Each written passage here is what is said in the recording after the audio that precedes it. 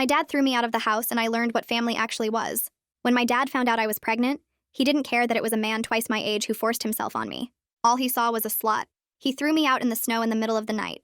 I was 16, and I had no idea where to go. I spent the night in the park bathroom trying not to freeze to death while touching my stomach and thinking about this baby I never wanted. Missy Nyla found me the next morning sleeping in the school bathroom because I couldn't stay in the park after what happened with those men who kept circling back. She was my English teacher who always said I could write my way out of this town if I just kept believing in myself. She took one look at my garbage bags and I completely broke down. I sobbed so hard I couldn't breathe. "You're coming home with me," she said, and I collapsed against her because nobody had hugged me since that night, and I needed someone to tell me I wasn't disgusting. She canceled her classes and drove me to her house. I cried the whole way because kindness felt so foreign. Miss Nyla lived alone in a house full of books and cats that wouldn't leave my stomach alone like they could sense the life inside. She made me a bedroom in her office and came to every doctor's appointment where nurses assumed she was my mother, and we never corrected them. At night, she'd hold my hair during morning sickness and tell me about her wife Marina who died 3 years ago. They'd tried for kids for a decade but ran out of time. "Maybe you're both my second chance," she whispered, while I threw up again, and I sobbed because this stranger was being the mother mine refused to be. We fell into a routine where she watched me do online school while I helped grade papers.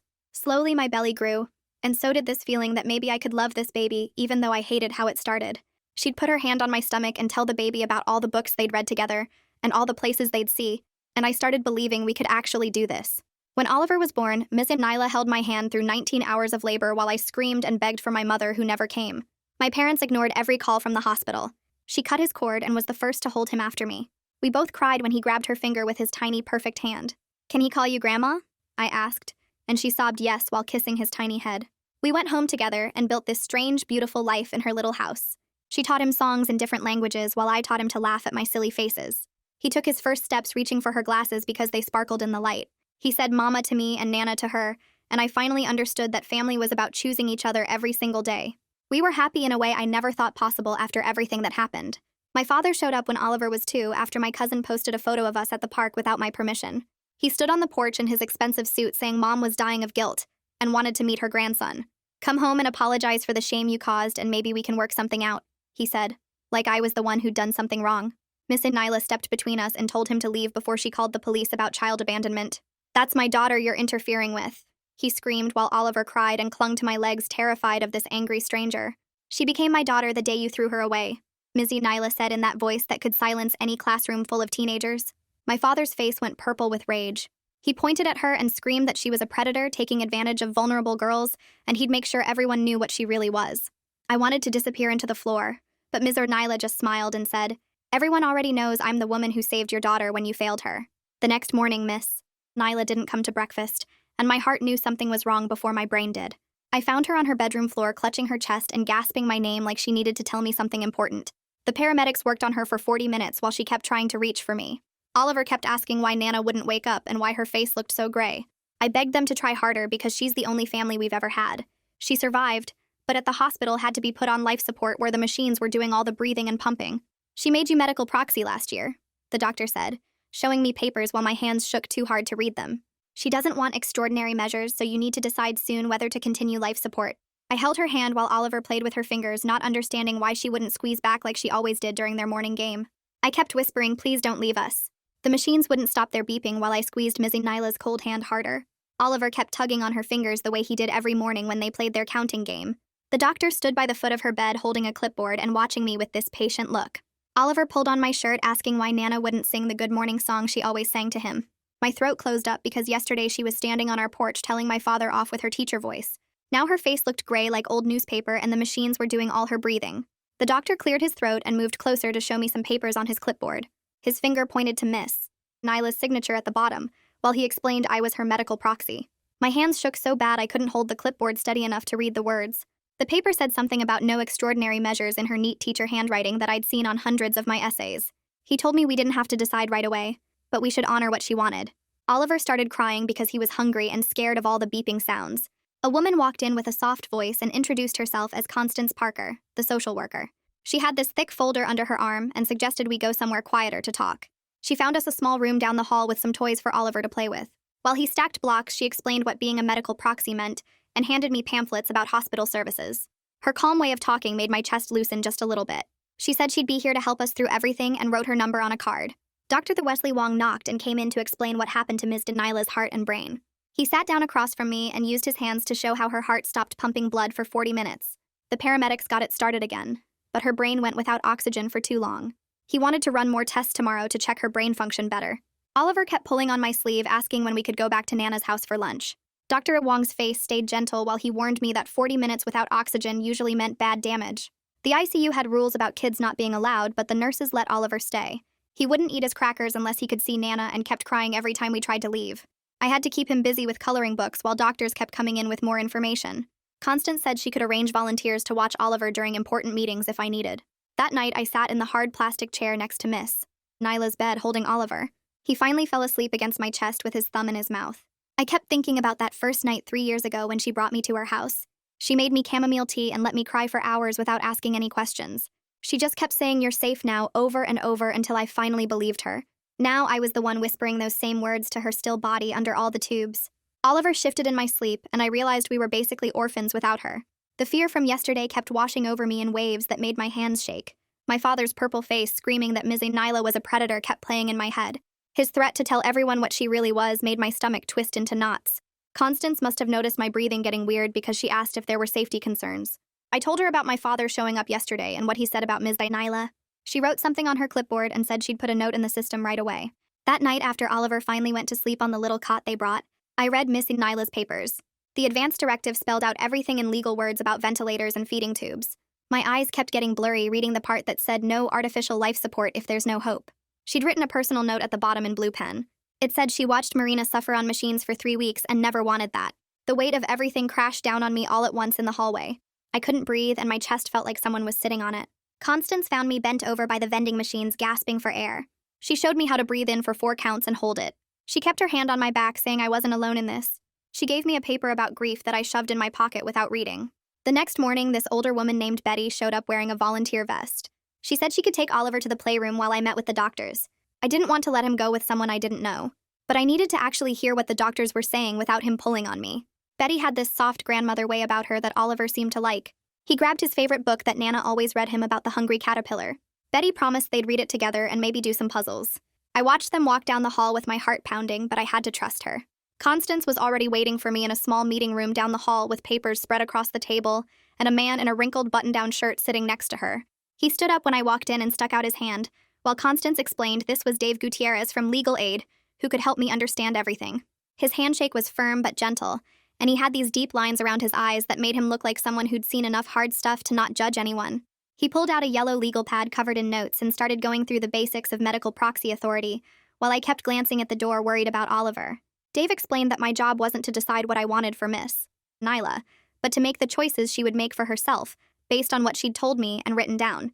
He showed me copies of the advance directive again, and walked through each section slowly, while I tried to focus on the words, instead of the way my chest kept getting tighter. When I asked about my father and whether he could take Oliver, Dave's whole face changed, and he leaned forward with his elbows on the table. He said my father had absolutely zero legal claim to Oliver since he'd thrown me out when I was pregnant and never established any relationship with his grandson. The medical proxy designation was ironclad too, since Miss Nyla had done everything properly with witnesses and notarization. He mentioned there might be estate issues if something happened to Miss Nyla, but we'd handle that when we needed to. The relief hit me so hard I started sobbing right there in that little room, while Dave pushed a box of tissues across the table, and Constance rubbed my back. After I pulled myself together, I told Dave I needed another opinion on Miss Nyla's brain function before I could even think about making any decisions. He nodded and said that was completely reasonable, and actually showed I was taking my responsibility seriously. We walked back to the ICU where Dr. Wong was checking Miss Nyla's monitors, and I asked him directly for a second neurological assessment. He didn't hesitate or act annoyed, just said he understood completely and would schedule it for tomorrow morning with their best neurologist. He even said I was being thorough and responsible, which made me feel slightly less like I was drowning in decisions I wasn't old enough to make. Oliver came running back from the playroom with Betty holding a picture he'd drawn of him and Nana reading books together. He climbed into my lap and asked if the doctors were going to fix Nana's broken head while pointing at all the machines around her bed. I told him they were trying their best while Betty quietly slipped out with a gentle squeeze to my shoulder. The next morning started with my phone ringing before Oliver even woke up. The woman on the other end said she was from the school district's HR department, and they'd received a complaint about inappropriate conduct between Ms. Nyla and a student. My whole body went cold because I knew immediately this was my father trying to destroy her even while she was dying. The HR lady sounded skeptical and kept saying things like, "We have to investigate any complaint," and "This is just procedure." But I could tell she thought it was garbage. She said someone would need to come interview me at some point, but for now they were just doing preliminary fact-finding. I hung up and wanted to throw the phone across the room, but Oliver was stirring in his hospital cot. That afternoon, everything got worse when Oliver's forehead felt hot during lunch, and he started crying that his tummy hurt. The ICU nurse checked his temperature, and it was 101.4, which meant we needed to go to the pediatric emergency department right away.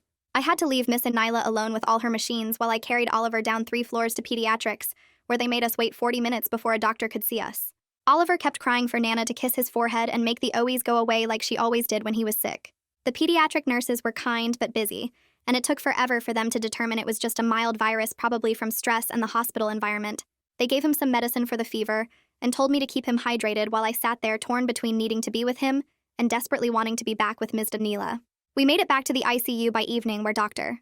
Wong was waiting with another doctor I hadn't met before. They'd done the second neurological exam that morning while I was dealing with Oliver's fever, and now they had the results. Dr. Wong's face told me everything before he even opened his mouth, but he still explained carefully that the tests showed significant anoxic brain injury, with minimal brain activity. Requested Reads is on Spotify now. Check out link in the description or comments. The other doctor showed me the scans on his tablet and pointed to all the dark areas where Mizzy Nyla's brain tissue had been damaged from lack of oxygen. He said there was no possibility of recovery from this level of injury, and her brainstem was only maintaining basic functions because of the machines. The words hit me like physical punches, but I appreciated that they weren't giving me false hope. Constance appeared beside me and said she'd scheduled a family meeting for tomorrow morning with the whole care team to discuss goals of care and next steps. She explained this was standard procedure when families were facing these kinds of decisions, and everyone would be there to support whatever choice I made for Ms. Nyla. That night, I sat next to Miss Nyla's bed, holding her hand, while Oliver slept fitfully in his cot, still warm from the fever. I told her about his temperature and how he kept asking for her kisses, and about the stupid HR complaint that we both knew was my father's doing.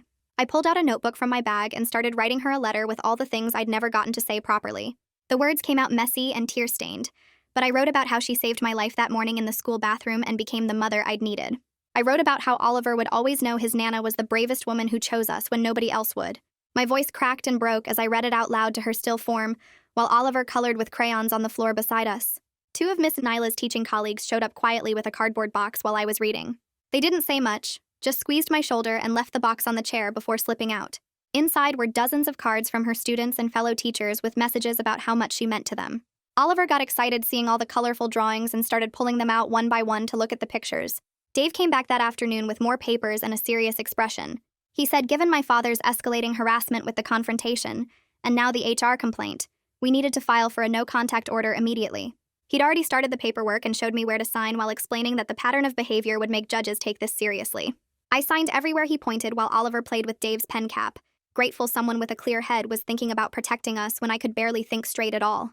Constance came back while Dave was still sorting papers and saw me staring at the hospital billing statement that had already started arriving. The numbers made my stomach drop because even one day in the ICU cost more than I'd ever seen in my life. She sat down next to me and pulled out a different folder, explaining that the hospital had charity care programs for situations exactly like mine. We spent the next hour filling out forms while Oliver played with the buttons on the hospital bed, with Constance helping me list my tiny income from online tutoring and showing me where to write that I had 0 savings. She kept reassuring me that Miss Nyla's insurance would cover most of the medical costs, and the hospital wouldn't let me drown in debt over this. The relief made me cry again because I'd been imagining losing everything on top of losing her. That evening, my phone started blowing up with notifications from people I hadn't talked to since high school. Someone showed me my father's post on the town's Facebook community page, where he'd written this long thing calling Mizzy Nyla a predator who groomed vulnerable girls. He said she'd taken advantage of me when I was homeless and pregnant, twisting everything good she'd done into something sick. The comments were already piling up, with some people defending her as the best teacher they'd ever had, while others who didn't know her were buying his lies and calling for investigations. I wanted to type out the truth about how she saved us, but Dave grabbed my phone and said absolutely not. He explained that anything I posted could be used against us later, and we needed to stay quiet for legal reasons, even though it killed me to see her name dragged through mud while she lay dying. The next morning, we had the big care meeting that Constance had scheduled with the whole medical team. The conference room was full of doctors and nurses and this woman who introduced herself as the hospital ethics consultant. She had this calm way of talking that made me feel less crazy as she explained quality of life and suffering and what it meant to honor someone's wishes. She pulled out Missy Nyla's advance directive again and read the parts where Ms. Nyla specifically said she didn't want machines keeping her alive if there was no hope. The consultant helped me understand that keeping her on life support when she explicitly didn't want it Wasn't love, but actually disrespecting what she believed in. By the end of the meeting, I was sobbing so hard I couldn't breathe, but I finally understood what I had to do, even though every part of me wanted to keep her here forever. That night was the worst yet, because Oliver had nightmares and kept waking up screaming for Nana to check under the bed for monsters. He'd started sucking his thumb again, which he hadn't done since he was barely 1, and it broke my heart watching him go backward. I held him tight in the narrow hospital cot while he cried and kept asking why Nana wouldn't wake up to sing their special song that kept bad dreams away. All I could do was rock him and whisper that Nana loved him even when she was sleeping, which made him cry harder because he knew something was really wrong even if he couldn't understand what. The next day, Dave said we needed to go to Miss Nyla's house to look for important documents before anything happened. Driving there felt wrong without her in the passenger seat, telling Oliver to spot red cars like they always did. Walking through her front door with the key she'd given me made me feel like a thief, even though she'd said 1,000 times that her house was our house too. The smell hit me first. That mix of lavender lotion and old books that meant safety for 3 years. Her coffee cup still sat on the kitchen table next to the stack of essays she'd been grading with her reading glasses on top, like she'd just stepped out for a minute. Oliver ran straight to his toy box in the living room and started pulling out all the blocks Nana had bought him for his birthday, while I stood frozen, unable to move. Dave gently pushed me toward her home office, saying we needed to find insurance papers and bank statements and anything else important. In her office, I found this big binder on the desk labeled Important Documents, in her perfect teacher handwriting with tabs for everything. Insurance policies, bank accounts, the house deed, all organized with sticky notes explaining what each thing was like. She knew I'd need help understanding it all. At the very back was a sealed envelope with my name written on the front that made my hands shake, so bad I could barely open it. Inside was this long letter in her handwriting, talking about how Oliver and I had become the children she and Marina always dreamed of having.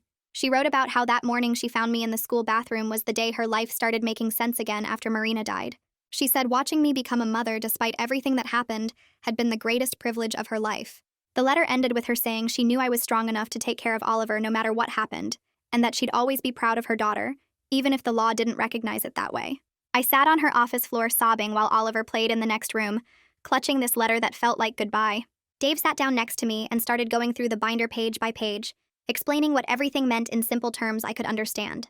Miss Nyla had left everything to me and Oliver in her will, but there was still a mortgage on the house from when she refinanced to pay for Marina's cancer treatment. He showed me the statements with all these medical debts and credit cards I never knew about because she never wanted us to worry about money. The probate process would take months, he said, and we might have to sell the house to pay everything off. The thought of losing her house on top of losing her felt like too much, but Dave said we'd figure it out one step at a time. Back at the hospital, Dr. Wong was waiting with a new proposal that made my chest tight. He wanted to reduce Missy Nyla's sedation tomorrow morning to do one final test for any response to stimulation. He was careful to explain this was just to be absolutely thorough, and we shouldn't expect any improvement based on all the previous tests. But he understood I needed to know we'd tried everything possible before making the final decision. I agreed immediately because even though I knew what the outcome would be, I needed to see for myself that she really wasn't in there anymore. The test day came and they slowly reduced her medications while Dr. Wong and 2 other doctors watched the monitors. Oliver sat on my lap playing with his toy car, making vrooming sounds while we waited for any sign that Ms. Nyla could hear us. Dr. Wong called her name loudly and shined lights in her eyes and squeezed her nail beds to check for pain response. Her eyes stayed unfocused, staring at nothing even when he moved his hand in front of her face. He asked her to squeeze his hand, and her fingers stayed limp. Her pupils didn't react right to the light, and there was no response to any of the painful stimuli they tried. After 30 minutes of testing, Dr. Wong put his hand on my shoulder and said what I already knew but needed to hear. There was no meaningful brain function left, and Miss Nyla wasn't going to wake up. The machines were keeping her body alive, but she wasn't really there anymore. Oliver looked up from his car and asked if they fixed Nana yet, and I had to tell him no while trying not to completely fall apart. That afternoon, Constance brought in this woman who specialized in grief counseling for young caregivers. We sat right there next to Miss Nyla's bed while this counselor validated how impossible this whole situation was for someone my age. She said it was okay to feel angry and scared and overwhelmed all at the same time. She taught me this breathing technique where you count to 4 breathing in and hold it, and count to 4 breathing out, which actually helped when I felt like I was going to pass out from panic. The counselor said anticipatory grief was just as real as regular grief, and I wasn't weak for already mourning Ms. Nyla even though she was still technically alive. She gave me permission to feel everything I was feeling without judgment, and promised it was normal to wish someone else could make this decision for me. My phone rang while I was walking back to Ms. Nyla's room, and I almost didn't answer the unknown number. My mother's voice came through small and broken, asking if it was true about Miss Nyla being in the hospital. She said she heard from my cousin who saw the Facebook posts, and she wanted to see Oliver, and maybe we could work something out. Her words mixed apologies with conditions about coming home if I'd just say sorry to Dad for the trouble I caused. She asked if we could meet somewhere without him knowing because he'd be so angry if he found out she called. The conversation made me want to throw my phone at the wall because even now she couldn't just be my mother without strings attached. I told her she could only meet Oliver if my father had nothing to do with it, and we'd meet in a public place with other people around. She agreed, but her voice shook with fear about going behind his back, and I realized she was still as trapped as I used to be before Ms. Nyla saved me. We set up a meeting for next week at the park if she could get away without him noticing. The HR person from the school called right after and said their investigation found nothing wrong, and lots of teachers wrote statements about how professional Ms. Nyla always was. They were keeping the file open just for paperwork, but it was clear they saw through my father's lies completely. One tiny victory while everything else was falling apart around me. The next morning, a woman who worked with kids came to help Oliver understand what was happening to his Nana. She brought dolls and sat on the floor with him, showing how Nana's body was very sick, and the machines were helping her breathe. Oliver watched her move the dolls around, and seemed to get that Nana couldn't wake up, but he kept asking if she'd be better tomorrow. The woman was patient, and kept explaining in simple words that sometimes bodies get too sick to get better. Oliver nodded, but I could see he didn't really understand, because he kept looking at the door waiting for Nana to walk in. That afternoon, I took Oliver to the cemetery where Marina was buried because it felt like Missy Nyla would want her to know what was happening. Oliver ran around picking dandelions while I sat by the headstone and told Marina that Missy Nyla might be coming to be with her soon. I explained how Miss Nyla saved us and became our family, and how I didn't know how to let her go even though I knew what she wanted. Oliver brought his handful of dandelions and put them on the stone, asking if Nana would play with this lady in heaven. I said yes through my tears and held him tight while he waved bye-bye to Marina's grave. Back at the hospital, Dr. Wong was waiting with his final report, and I knew from his face what he was going to say. He explained that keeping Miss Nyla on life support wasn't helping her, and went against everything she wrote in her papers about not wanting machines. He was gentle but clear that it was time to let her go peacefully without more suffering. The weight of his words pressed down on me like something physical crushing my chest. That evening, I sat alone in Miss Nyla's room and opened her letter again while Oliver played with his cars on the floor. Her handwriting blurred through my tears as I read her words about not wanting to linger on machines and trusting me to make the right choice. She wrote about how proud she was of the mother I'd become and how lucky Oliver was to have me. She gave me permission to let her go and said she'd always be watching over us just like Marina watched over her. Every part of me wanted to keep her here even if it was just her body breathing with machines, but I knew that wasn't what she wanted. Dave came by the next morning with papers for the restraining order against my father and said the court date was set for next month. He explained that the Facebook posts and the HR complaint showed a pattern that judges took seriously. The legal protection felt like Miss Nyla was still fighting for us even from her hospital bed. That same afternoon, my father showed up at the hospital trying to get in, but security stopped him at the door thanks to Constance's earlier warning. He made a huge scene demanding to see his grandson and screaming about his rights while people stared. The guards walked him out and gave him an official paper saying he couldn't come back or he'd be arrested. I watched from a window upstairs feeling scared but also protected by all these people Ms. Nyla had put in place to help us. Betty took Oliver to the playroom while I went to one more counseling session to practice the breathing exercises for when I made the final decision. The counselor helped me understand that my grief about losing Miss Nyla was separate from my responsibility to honor what she wanted. She reminded me that loving someone meant respecting their wishes even when it hurt more than anything. I left that session knowing what I had to do, even though every cell in my body screamed against it. The next morning, I found Dr. Wong in the hallway reviewing charts, and my legs felt like jelly walking up to him. I told him we'd take Miss Nyla off the machines tomorrow after Oliver and I could say goodbye the right way. He nodded and put his hand on my shoulder for just a second, before explaining they'd make sure she was comfortable with medicine. The nurses would give us all the time we needed in the room and nobody would rush us. Oliver was playing with his toy cars on the waiting room floor when I picked him up and carried him to Ms. Nyla's room. We spent that whole day making the room special for our goodbye with her favorite poetry book that she used to read to us every Sunday morning. The nurses helped us tape Oliver's crayon drawings all around her bed, showing stick figures of our little family holding hands. One nurse brought paint so we could make handprints with Oliver's tiny hand pressed against Missy Nyla's bigger one on paper. Oliver kissed each of Nana's fingers one by one, just like their morning game, while I played Marina's favorite song on my phone. He kept asking when Nana would wake up to see his pretty pictures, and I just held him tighter. That night, after Oliver fell asleep in the chair, I set up my phone to record a video for him to watch when he's older. I explained who Misty Nyla really was, and how she saved us when nobody else would help. My voice kept breaking while I told the camera about her choosing to be his Nana, and loving him from the first second she saw him. I talked about all the songs she taught him and the books she read and how brave she was standing up to my father. The video went on for 20 minutes of me crying and starting over, but I needed him to know everything. The withdrawal morning came too fast, and my whole body was shaking when the respiratory team arrived. They explained each step while I held Miss Nyla's hand so tight my knuckles went white. Oliver sat on my lap playing with her other hand and humming the song she always sang at bedtime. The ventilator made a weird sound when they disconnected it, and suddenly the room got quiet without all the machine noises. Missy Nyla's chest moved up and down on its own for the first time in days, but each breath was shallow and far apart.